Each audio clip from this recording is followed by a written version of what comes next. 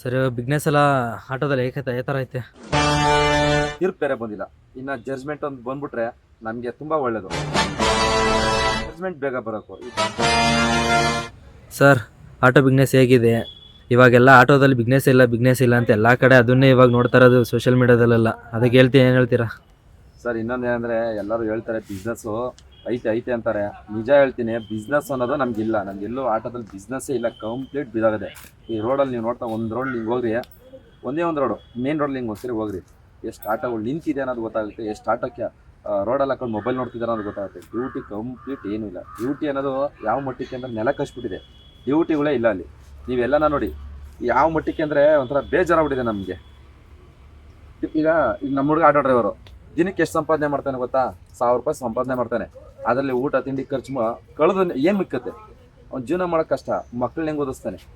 ಮತ್ತು ಇನ್ನೊಂದು ಅಂದರೆ ಈಗ ರ್ಯಾಪಿಡೋದು ಜಡ್ಜ್ಮೆಂಟ್ ಕಾಪಿ ಇನ್ನೂ ಬಂದಿಲ್ಲ. ಬಂದೈತೇನಪ್ಪ? ಬಂದಿಲ್ಲ, ಇನ್ನೂ ಬಂದಿಲ್ಲ. ಮುಂದಕ್ಕೆ ಅಂತ ಮುಂದಕ್ಕೆ ತೊಗೊಂಡೋಗ್ತಾರೆ ಹೊರತು ಜಡ್ಜ್ಮೆಂಟ್ ಕಾಪಿ ಇನ್ನೂ ನಮಗೆ ಬಂದಿಲ್ಲ. ಅದನ್ನು ಆದಷ್ಟು ಬೇಗ ನಮಗೆ ಜಡ್ಜು ನಮಗೆ ಒಂದು ತೀರ್ಪು ಕೊಟ್ಬಿಟ್ಟು ನಮ್ಮ ಆಟೋದವ್ರಿಗೆ ಒಂದು ಈ ಕಿತ್ತಾಟಗಳಿಂದ ದೂರ ಆಗಬೇಕು. ಈಗ ಅವನು ದುಡಿಯೋಕ್ಕೆ ಬಂದಿರೋದು, ನಾವು ದುಡಿಯೋಕ್ಕೆ ಬಂದಿರೋದು.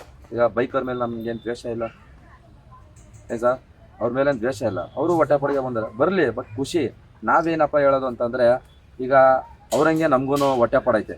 ಬಟ್ ಲೀಗಲಾಗಿ ದುಡೀರಿ. ಈಗ ಕಾನೂನು ನಿಮಗೆ ಪರ್ಮಿಷನ್ ಕೊಟ್ಟಿದ್ಯಾ, ಅವಾಗ ನೀವು ದುಡೀರಿ ಚೆನ್ನಾಗಿ. ಪರ್ಮಿಷನ್ ಕೊಟ್ಟಿಲ್ವಾ, ಸ್ಟಾಪ್ ಮಾಡಿ. ಬಟ್ ಅದು ಇನ್ನೂ ಲೀಗಲು ಇಲ್ಲೀಗಲ್ ಅನ್ನೋದ್ರಲ್ಲೇ ಐತೆ. ಎಕ್ಸಾಂಪಲ್ಗೆ ನಾವು ಊರ ಕಡೆ ಏನಾದ್ರು ಗಾಡಿ ತೊಗೊಂಡೋಗ್ತೀವಿ ಅಂದರೆ ಎಲ್ಲ ಬೋರ್ಡು ಬಿಡದಿ ದಾಟಿಸ್ಕೊಡಲ್ಲ. ಅದೇ ವೈಟ್ ಬೋರ್ಡಲ್ಲಿ ಇಲ್ಲಿ ಬಾಡಿಗೆ ನೋಡ್ಕೊತಾರೆ. ಇವತ್ತು ಇಡೀ ಕರ್ನಾಟಕನೇ ಸುತ್ತಾಡ್ಕೊಂಡು ಬರ್ತಾರೆ. ಅವ್ರಿಗೇನು ಪರ್ಮಿಷನೇ ಇಲ್ಲ. ಹೌದು, ಅದರಲ್ಲೂ ಇನ್ನೊಂದು ಎಲ್ಲದಕ್ಕೂ ಪರ್ಮಿಷನ್. ಅದರಲ್ಲಿ ಇನ್ನೊಂದೇನು ಗೊತ್ತಾ, ಮುಖ್ಯವಾಗಿ ನಮ್ಮ ಕನ್ನಡದವ್ರು ದುಡಿತಾ ಇಲ್ಲ. ನಮ್ಮ ಕನ್ನಡದವರು ದುಡಿಮೆನೇ ಮಾಡ್ತಾಯಿಲ್ಲ. ಯಾವುದಾದ್ರು ಬೇರೆ ಸ್ಟೇಟಿಂದ ಬಂದು ಇಲ್ಲಿ ಬೈಕ್ ಓಡಿಸ್ಕೊಂಡು ಇಲ್ಲಿ ಸಂಪಾದನೆ ಮಾಡ್ತಾರಂದ್ರೆ ನಮ್ಗೆ ಹೆಂಗಾಗಲ್ಲ. ಅವು ನಮ್ಮ ಕರ್ನಾಟಕದನಲ್ಲ, ಕನ್ನಡದ ಬಗ್ಗೆ ಒಂದಿಷ್ಟು ಅಭಿಮಾನ ಇಲ್ಲ. ಅಂಥವ್ನು ಬಂದು ಇಲ್ಲಿ ಕರ್ನಾಟಕದಲ್ಲಿ ದುಡಿತಾನೆ. ಅಂಥವ್ರಿಗೆ ಎಲ್ಲರೂ ಸಪೋರ್ಟ್ ಮಾಡ್ತಾರಲ್ಲ. ಅದರಲ್ಲೂ ಅಂಥವ್ರಿಗೆ ನಮ್ಮ ಕನ್ನಡದವ್ರಿಗೆ ಕೆಲವು ಬೈಕ್ ಹುಡುಗರು ಸಪೋರ್ಟ್ ಮಾಡ್ತಾರೆ. ಕನ್ನಡದವ್ರಿಗೆ ಫಸ್ಟ್ ಕನ್ನಡದವ್ರು ಸಪೋರ್ಟ್ ಮಾಡಿ. ಅವನು ಬೈಕೇ ಆಗಿರಲಿ, ಆಟೋನೇ ಆಗಿರಲಿ, ಅದು ಸೆಕೆಂಡ್ರಿ. ಬಟ್ ಕರ್ನಾಟಕದಲ್ಲಿ ಕನ್ನಡಿಗರು ದುಡಿಬೇಕು, ಕನ್ನಡಿಗರು ತಿನ್ನಬೇಕು, ಕನ್ನಡಿಗರು ಚೆನ್ನಾಗಿರ್ಬೇಕು. ಅದನ್ನು ಬಿಟ್ಬಿಟ್ಟು ಯಾವನೋ ಬಂದ ಎಲ್ಲಿಂದನೋ ಬಂದು ದುಡ್ಕೊಂಡು ತಿಂತಾರೆ. ನಮ್ಗೆ ಯಾಕೆ ರೆಡ್ ಕಾರ್ಪೆಟ್ ಹಾಕ್ತಾರಾ? ತಪ್ಪು. ನಾವು ಕನ್ನಡದವ್ರು ಚೆನ್ನಾಗಿರೋಣ, ನಾವು ದುಡಿಯೋಣ, ನಾವು ಬದುಕೋಣ, ನಮ್ಮಲ್ಲಿ ಒಗ್ಗಟ್ಟು ಇಟ್ಕೊಳ್ಳೋಣ. ನಾವು ಕಿತ್ತಾಡೋದು ಬಿಡ್ಬೇಕು ಫಸ್ಟು. ಈಗ ನಮಗೆ ಯಾರ ಮೇಲೂ ಯಾವ ದ್ವೇಷ ಅನ್ನೋದಿಲ್ಲ. ಈಗ ಬೈಕನ್ನು ಆಟೋದ ಏನೂ ಅಲ್ಲ. ಈಗ ಕಾನೂನು ಏನು ಹೇಳುತ್ತೆ ಅದಕ್ಕೆ ಪ್ರತಿಯೊಬ್ಬರು ತಲೆ ಬಾಗಲೇಬೇಕು. ನಾವು ತಲೆ ಬಾಗೇ ಬಾಗ್ತೀವಿ. ಬಟ್ ಏನಪ್ಪ ಅಂತಂದರೆ ನಮ್ಮ ಕನ್ನಡದವ್ರು ಫಸ್ಟು ಆದ್ಯತೆಯಿಂದ ದುಡಿರಿ, ಬೇರೆಯವ್ರಿಗೆ ದಾರಿ ಕೊಡ್ಬಿಡ್ರಿ. ನಮ್ಮ ಆಟೋದಲ್ಲ ಇದ್ರೂ ಆಗಿರ್ಬೋದು, ಈ ಬೈಕಲ್ಲಾದರೂ ಆಗಿರ್ಬೋದು, ಹೊರಗಡೆಯಿಂದ ಬಂದವ್ರನ್ನ ಫಸ್ಟು ದೂರ ಇಡಿ, ಹತ್ರಕ್ಕೆ ಹಾಕೋಬಿಡಿ. ಅಂಥವ್ರು ಮನೆ ಹಾಕೊಟ್ಬಿಟ್ಟು ನೀವು ಮೂಲೆಯಲ್ಲಿ ಕೂತ್ಕೊತೀರ. ಯಾಕೆ ನಿಮಗೆ ಜೀವನ ಗೊತ್ತಿಲ್ವಾ? ಈಗ ಅವ್ರುಗಳ್ನ ಬೆಳೆಸ್ಬಿಟ್ಟು ನೀವು ನಾಳೆ ದಿನ ನೀವೇ ಅವ್ರು ಕಾಲಿಡಬೇಕು ಅಂತ ಪರಿಸ್ಥಿತಿ ಯಾಕೆ ಮಾಡ್ಕೊತೀರಾ? ಇವತ್ತೊಂದು ಅಪಾರ್ಟ್ಮೆಂಟ್ಗೆ ಹೋಗಿ, ಅಲ್ಲೂ ಕೂಡ ಹೊರಗಡೆಯಿಂದ ಬಂದಿರೋನೆ, ನಮ್ಮ ಕನ್ನಡದವನಿಲ್ಲ. ಸೆಕ್ಯೂರಿಟಿ ಕೆಲಸ ಯಾರೋ ಬೇಡ, ಸೆಕ್ಯೂರಿಟಿನೇ 70% ಹಿಂದಿಯವರೇ ಇದ್ದೀವಿ ನಾವು ಅಂತ. ನೋಡು, 70% ಹಿಂದಿಯವರೇ ಇದೀವಿ ಅಂತ ಮಾತಾಡ್ತಾರೆ. ಯಾಕೆ ನಮ್ಮ ಕನ್ನಡದವರು ಈಗ ಎಷ್ಟು ಅಂತ ಕೇಳೋಕ್ಕಾಯ್ತದೆ. ಇವತ್ತು ಹೇಳ್ಬೇಕಂದ್ರೆ ಇವತ್ತು ಕನ್ನಡ ಅಷ್ಟೇ ಉಳಿದೈತೆ ಅಂದರೆ ನಮ್ಮಂಥ ಡ್ರೈವರ್ಗಳಿಂದ, ಕ್ಯಾಬ್ ಡ್ರೈವರ್ಗಳಿಂದ, ಆಟೋ ಡ್ರೈವರ್ಗಳಿಂದ, ಮತ್ತು ಈ ಯಾವುದಕ್ಕೆ ಕನ್ನಡ ಪರ ಹೋರಾಟಗಾರ ಇದಾರಲ್ಲ, ಆ ಕನ್ನಡ ಪರ ಹೋರಾಟಗಾರರು ಅವ್ರುಗಳ ಪರ ಇರೋದು. ಇವತ್ತು ಅವ್ರುಗಳಿಂದನೇ ಇವತ್ತು ನಮ್ಮ ಕನ್ನಡ ಉಳಿದಿರೋದು. ಇವತ್ತು ಬೇರೆ ಯಾರಿಂದ ಅಲ್ಲ. ಯಾರೋ ನಾವು ಹೇಳ್ತಾರೆ ಬರೀ ಬಂಬಿಟ್ಟೆ ನಾವು ಕನ್ನಡ ಅಷ್ಟೇ.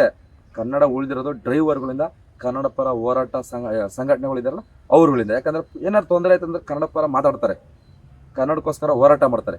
ಈಗ ನಾವು ಆಟೋ ಡ್ರೈವರ್ಗಳು ಪ್ರತಿ ಎಲ್ಲೋದ್ರೂ ನಾವು ಒಂದು ಕನ್ನಡ ಬಾವುಟ ಹಾರಿಸೋದು. ನಾವು ಒಂದು ರಾಜ್ಯೋತ್ಸವ ಅಂದರೆ ನಾವು ಬಾವುಟ ಹಾರಿಸ್ತೀವಿ.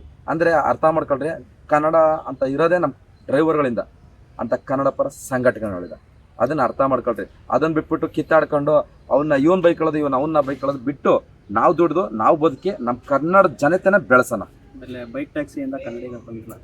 ಹೌದು, ನಾವು ಆಟೋಯಿಂದ ಕನ್ನಡಿಗ ಅಂತ ಬರ್ಸ್ಕೊಂತೀವಿ. ಬೈಕ್ ಟ್ಯಾಕ್ಸಿ ಯಾರು ಕನ್ನಡಿಗ ಅಂತ ಬರ್ತಾರೆ. ಹೌದು. ಇನ್ನೊಂದಂದ್ರೆ ಅದರಲ್ಲಿ ಬಾವುಟ ಕಟ್ಕೊಂಡು ಓಡಾಡ್ತೀವಿ. ಬೈಕ್ ಟ್ಯಾಕ್ಸಿನ ಯಾವತ್ತೂ ಬಾವುಟ ಕಟ್ಕೊಳ್ತಿರಲಿಲ್ಲ.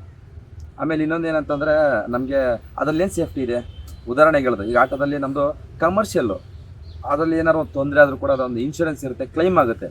ಬಟ್ ಬೈಕ್ ಬಂದು ಮನೆ ಯೂಸು, ಓನ್ ಯೂಸು, ಅದ್ರಲ್ಲಿ ಏನಾರು ಹೆಚ್ಚು ಕಮ್ಮಿ ಆಯ್ತು, ಕೈಯ ಕಾಲ ಮುರಿತು ಅಂದರೆ ಅದ್ರಲ್ಲಿ ₹1 ನಿಮಗೆ ಏನು ಕ್ಲೈಮ್ ಆಗಲ್ಲ. ಬಟ್ ಗೊತ್ತಿದ್ದು ಅದ್ರಲ್ಲಿ ಹೋಗ್ತಾರೆ ಈ ಹುಡುಗಿರು.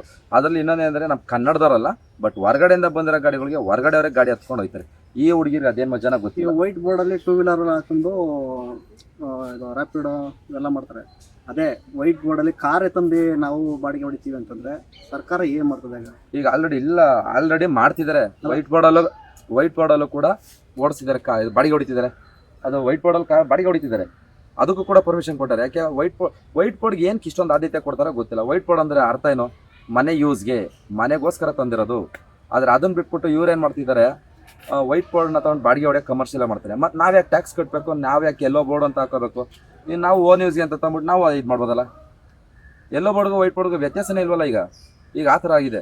ಎಲ್ಲೋ ಬೋರ್ಡು ನಮ್ಮನ್ನು ನೋಡಿ ಈಗ ಏನಾರು ಎಲ್ಲೋ ಬೋರ್ಡು ಅಂತ ನೋಡಿದ ತಕ್ಷಣ ಅಂತಾರೆ ಏನೋ ದುರಾಂಕದ ಮಾತಾಡ್ತಾರೆ ಕೆಲವರು. ಅದೇ ವೈಟ್ ಬೋರ್ಡಲ್ಲಿ ಬಾಡಿಗೆ ಹೊಡಿತಾನೆ, ಅವ್ನು ಕಚಡ ಅಂತ ಗೊತ್ತಿದ್ದು ಅವನ ಹತ್ರ ಸಾರ್ ಅಂತ ಸೆಲೆಕ್ಟ್ ಹೊಡಿತಾರೆ. ಏನು ಮಾಡೋಣ ಇದಕ್ಕೆ? ಇದು ನಮ್ಮ ಕರ್ನಾಟಕದಲ್ಲಿ ನಮ್ಮ ಡ್ರೈವರ್ಗಳಿಗೆ ಆಗ್ತಿರೋ ಮೋಸ, ಇದು ಅನ್ಯಾಯ. ಯಾಕಂದರೆ ವೈಟ್ ಬೋರ್ಡಲ್ಲಿ ಕಚಡ ಕೆಲಸ ಮಾಡ್ಕೊಂಡು ಬಾಡಿಗೆ ಹೊಡಿತಾನೆ, ಇಲ್ಲಿಗಲ್ ಆಗಿ ಹೊಡಿತಾನೆ, ಕಳ್ತನ ಮಾಡ್ತಿರೋದವನು, ಅವ್ನಿಗೋಗಿ ಸೆಲೆಕ್ಟ್ ಹೊಡಿತಾರೆ. ಕಷ್ಟಪಟ್ಟು ನಿಯತ್ತಾಗಿ ಒಂದು ಕಮರ್ಷಿಯಲ್ ಆಗಿ ಒಂದು ರೂಲ್ಸ್ ರೆಗ್ಯುಲೇಷನ್ಸ್ ಇಟ್ಕೊಂಡು ಕಾನೂನು ಪ್ರಕಾರವಾಗಿ ಕ್ಯಾಬ್ ಆಗಿರ್ಬೋದು, ಆಟೋದವ್ರಾಗಿರ್ಬೋದು, ರೂಲ್ಸ್ ಆ್ಯಂಡ್ ರೆಗ್ಯುಲೇಷನ್ಸ್ ನಾವು ದುಡಿತಾ ಇದ್ದೀವಿ, ಕಷ್ಟಪಟ್ಟು ಈಗ ದುಡಿತಾ ಇದ್ದೀವಿ. ಕಾನೂನು ಪ್ರಕಾರವಾಗಿ ದುಡಿಬೇಕಾದ್ರೆ ನಮಗೆ ಬಂದ್ಬಿಟ್ಟು ದುರಂಕರ ಆಗಿ ತೋರಿಸ್ತೀರಾ ಸರ್? ದುರಂಕದ ಮಾತಾಡೋದೇನಕ್ಕೆ? ಸರ್ ಕಳ್ಳರಿಗೆ ಹೋಗಿರಿ, ಬಟ್ ನಮ್ಮನ್ನ ಸ್ವಲ್ಪ ಮರ್ಯಾದೆ ಕೊಡಿ ನಮಗೂ.